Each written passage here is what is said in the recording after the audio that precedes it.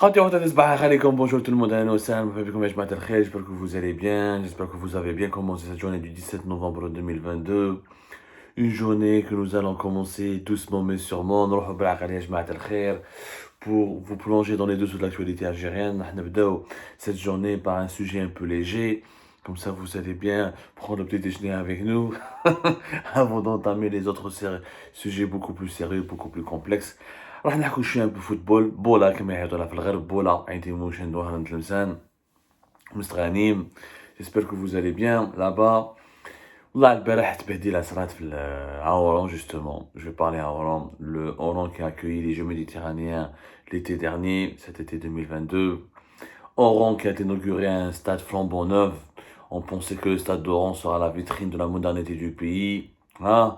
On pensait que ce stade qui nous a coûté beaucoup d'argent et que le jeu méditerranéen, avec toutes les infrastructures qui ont été construites par l'Algérie, les efforts financiers consentis par l'État, plus de 700 millions de dollars ont été investis par l'État algérien pour accueillir les derniers Jeux méditerranéens du 25 juin au 5 juillet 2022. 700 millions de dollars, rien que la rénovation et construction de nouvelles infrastructures, mais en tout, la préparation de la ville, etc. Ça nous a coûté presque 1 milliard de dollars. Mais dans le budget de 700 millions de dollars, a été en tout cas largement dépassé. L'emblème de ces nouvelles infrastructures qui montrent comme ce qui était censé être la vitrine de la modernité du pays, c'est le nouveau stade d'Oran, le stade de football Had Fi Miloud, qui a accueilli le 16 novembre 2022, le mercredi soir, le match amical bien l'Algérie, le Mali. Bon, le match, visiblement, tout le monde a été déçu. Match nul pour les deux équipes. Bon, les compagnons de Riyad Mahrez n'ont pas prouvé leur grand mérite, ce qui explique d'ailleurs peut-être leur absence au Mondial du Qatar, qui va se dérouler dans 3 jours. On va souffrir beaucoup, nous les Algériens et les Algériens. On ne verra pas l'équipe nationale d'Algérie au ce mondial. Première Coupe du Monde dans un pays musulman et au Moyen-Orient. Vraiment, ça va être terrible pour nous. Regardez ça uniquement sur nos écrans de télévision. Mais bon, ça a des incidents de qui relancent en tout cas encore une fois les interrogations sur la véritable capacité de l'Algérie à organiser un événement international. L'Algérie est officiellement candidate pour organiser la Coupe d'Afrique des Nations en 2025. Sauf que, comment peut-on organiser une Coupe d'Afrique quand on n'est même pas capable, ce qui s'est passé hier, mercredi soir, le 16 novembre 2022, on n'est même pas capable de garantir un peu le courant électrique, d'avoir le courant électrique pour la conférence de presse de la fin du match. À la fin du match, Jamal Abdelmadi et l'entraîneur de l'équipe nationale du Mali n'ont pas pu tenir leur conférence de presse pour la simple raison que le système d'éclairage du stade était en panne. Oui, le système d'éclairage du nouveau stade d'Oran, qui nous a coûté beaucoup d'argent, comme toutes les autres nouvelles infrastructures des Jeux méditerranéens d'Oran, il était en panne. Et les représentants de la CAF ont été choqués par la CAF, c'est la Coupe d'Afrique des Nations. La CAF, c'est la Confédération africaine du football, qui est la structure mère du football africain. C'est elle qui va annoncer, c'est elle qui va attribuer l'organisation de la Coupe d'Afrique des Nations en 2025.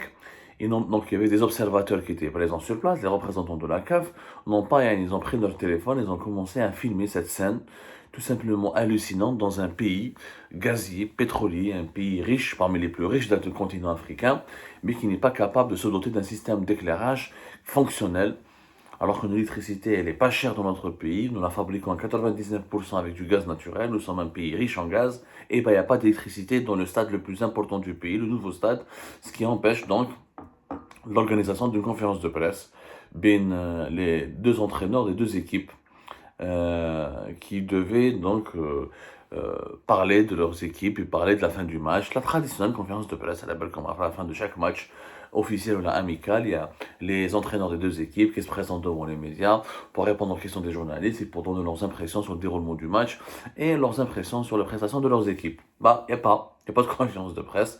Le stade était plongé dans le noir.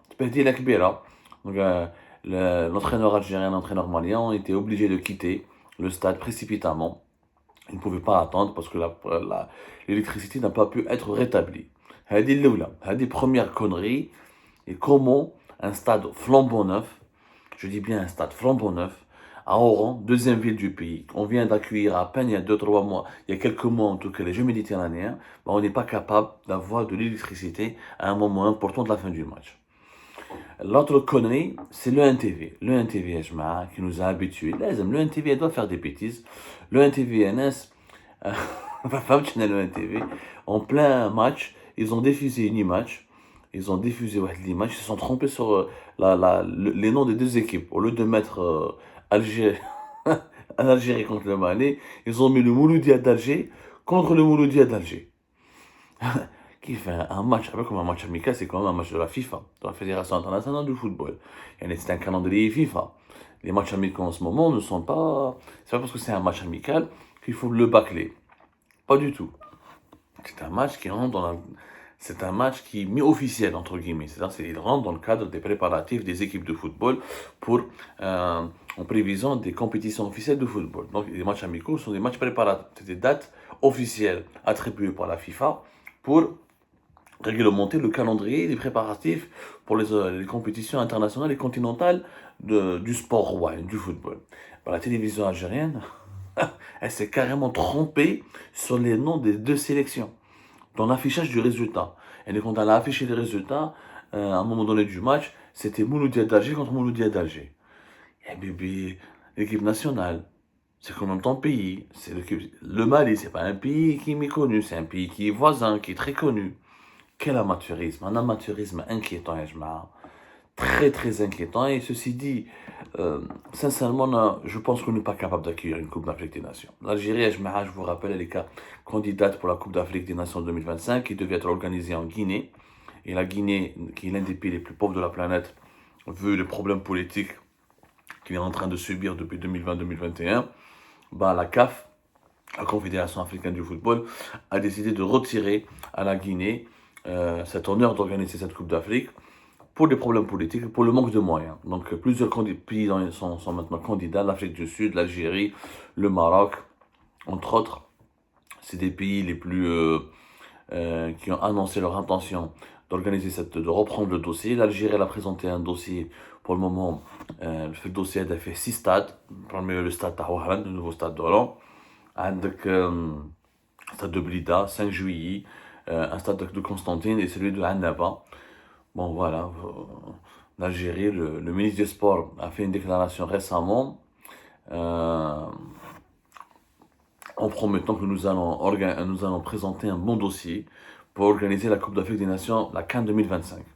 Bon, c'était le ministre des Sports, Abdelrazak Sebgeg. Sauf que monsieur le ministre, n'est pas conscient des réalités de notre pays. Nous sommes hyper en retard en concernant la qualité des infrastructures sportives. La preuve, une information qui est vraiment, en 2021, c'était l'année dernière, la CAF, la Confédération africaine de football, a fait une enquête sur l'état des stades africains. Et pour recenser les stades, c'est un rapport qui a été fait sur l'état des infrastructures sportives en Afrique.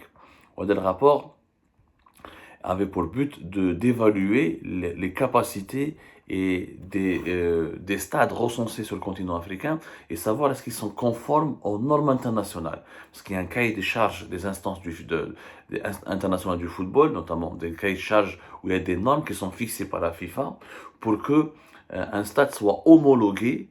Quand il est homologué, c'est-à-dire qu'il est déclaré capable et prêt à accueillir un match international. Où les normes les stades doivent avoir une capacité d'accueil d'au moins 10 000 places, une pelouse et des vestiaires de qualité, des dispositifs d'éclairage, ou de sécurité adaptés. Avec les conditions les plus importantes. Capacité 10 000 supporters, une pelouse de qualité, conforme à un certain nombre de techniques, et des vestiaires de qualité, des dispositifs d'éclairage et de sécurité adaptés. Malheureusement, l'Algérie ne figure même pas lorsque ce rapport de la CAF a été rendu public en 2021. C'était en mai 2021, mai-avril 2021 ce rapport. L'Algérie ne possède même pas plus de 3 stades homologués. Il y a 2 stades. On n'a même pas 3 stades homologués, c'est-à-dire conformes aux normes du cahier de charge des instances internationales du football. C'est comme grave. Alors, dans les autres pays africains, عندك, l'Afrique du Sud, oui, pays le plus développé en Afrique, il a 13. Attends, je, laissez-moi juste retrouver mes notes. L'Afrique du Sud, يا جماعة, elle a 13 stades. Voilà, l'Afrique du Sud, elle a 13 stades homologués et conformes aux normes internationales de la FIFA. L'Égypte et le Nigeria, ils ont 7 stades. Le Maroc, 6. Le Cameroun, 5. Et la Guinée équatoriale, 4. L'Algérie ne figure même pas parmi le peloton de tête. La Tunisie, elle a à peine un seul stade. La Côte d'Ivoire, Kif un stade. Et le Congo, Kinshasa, aussi un stade. Nous sommes entre les deux catégories. Nous avons 2 stades. Et le troisième stade, des fois, on a 2 stades. 5 juillet ou réellement 5 juillet ou Tablida. Il vient d'être homologué récemment. Maintenant, on a 3. Mais on n'est même pas capable de concurrencer la Guinée équatoriale ou le Cameroun. Ils كنا نضحكوا عليهم في هذا العام 2022 وهضرنا عليهم وكذا c'est un pays sous-développé où les stades étaient catastrophiques, où la pelouse était catastrophique. Lorsque nous avions participé à la Coupe d'Afrique تاع الكاميرون وضحكنا على الكاميرون. يا جماعة الكاميرون il a plus de stades. Il a plus de stades homologués que nous. Elle est oblige, يا ناس. Ils sont très en retard. En fait, ce qui s'est passé hier avec le match Algérie-Mali, et le fait que et ce rapport accablant de la CAF en 2021, qui n'a pas été commenté par l'Algérie, qui n'a pas été beaucoup médiatisé par les médias algériens, notamment les médias sportifs, qu'est-ce que cela signifie? Cela signifie parce que le football il traduit le niveau de développement d'un pays. Le football traduit le niveau de développement d'un pays. Le football traduit la dynamique économique d'un pays. Parce que le football nécessite beaucoup d'investissement. Et les pays, les plus grands pays de football, maintenant, c'est les pays les plus dynamiques économiquement. Parce qu'il faut construire des stades, ça coûte de l'argent. Pour organiser une Coupe d'Afrique des Nations, les études affirment qu'il faut dépenser entre 600 à 700 millions d'euros. Ce qui n'est pas, parce qu'il faut avoir au moins 4 à 5 stades. Il faut avoir des hôtels, il faut avoir un bon réseau de transport, il faut avoir un aéroport de qualité, accueillant, etc. Donc, c'est quand même des investissements importants. L'Algérie, elle a cet argent. 600, 700 millions, on les a déjà dépensés pour les Jeux méditerranéens. Et le problème, c'est la gouvernance et la gestion. Parce que construire un stade, il faut le construire dans les bons délais. Il faut ensuite s'assurer de son management. Il faut aussi l'entretenir. Et en Angola, à ce rythme, nous ne sommes pas capables d'entretenir. On ne sait pas ce que c'est que l'entretien et la gestion. Je pense qu'on sera obligé de faire Kima, en 2019, en 2018, le Centre international des conférences d'un club des Pins qui a abrité le dernier sommet de la Ligue arabe à Alger. Il faudra ramener un organisme étranger, faire un contrat avec lui, je dis bien un organisme étranger, faire un contrat avec lui, un contrat de management pour qu'il s'assure lui-même de l'entretien et de la rentabilité de cette infrastructure. C'est la seule solution. On ramène donc, les stades de Berraqi qui sont en construction, on a les stades le stade d'Oran, on le donne à des cabinets étrangers. Ouais, les cabinets étrangers vont essayer de le rentabiliser en proposant l'organisation d'événements sportifs internationaux et en ramenant des touristes et des investisseurs étrangers. Et c'est comme ça qu'on pourra garantir son entretien. Dans la situation actuelle, on n'est pas capable d'organiser une Coupe d'Afrique des Nations. Ouais, comme sincèrement. L'électricité, je même pas l'éclairage, la conférence de presse. Le NTV, le NTV, c'est une catastrophe. C'est une catastrophe. Je me demande qu'est-ce qu'on attend pour faire un audit profond de l'ONTV pour la réformer de fond en comble. Où je la CAF risque d'éliminer l'Algérie et de donner cette Coupe d'Afrique des Nations au Maroc. Il dit les gens algériens vont créer au scandale, le lobby marocain a torpillé l'Algérie, les Israéliens sont intervenus, les Français, les Européens. La théorie du complot. La théorie du complot, voilà. Parce que le Maroc a de meilleurs stades que l'Algérie, il est capable de mieux organiser les compétitions sportives que l'Algérie. Et non, après on toujours la même chose, le complexe, la théorie du complot. Le complexe du vaincu, du faible. Vous savez, le faible, pour ne pas assumer sa faiblesse, il va toujours sortir des arguments pour accuser le coup et pour nous sortir des histoires d'emmerde debout afin de ne pas assumer sa faiblesse. On est encore en année 2023, ce serait une année décisive. Il faut absolument faire des investissements importants, apprendre à comment manager et gérer les infrastructures sportives et corriger les faiblesses. l'Italien TV, il faut absolument trouver un moyen de remplacer la télévision étatique par un organisme télévisuel capable d'assurer la retransmission des matchs dans des conditions adaptées aux standards internationaux. Et pour les stades, je sais pas, nommer des bons gestionnaires, ramenons des cabinets étrangers. Oh, j'aime. On ne sait pas gérer, on va apprendre avec les étrangers. Oh, j'aime. Comme on a le métro d'Alger, on a des Français, on a appris avec eux. Et maintenant, c'est les Algériens qui gèrent le métro d'Alger. Bon, ça, c'est un autre sujet, parce que même quand on a repris le métro d'Alger, il y a beaucoup de problèmes encore. On en reparlera prochainement. À tout à l'heure, et je au cours de la journée, pour d'autres éclairages et d'autres émissions, Inch'Allah. Prenez soin de vous.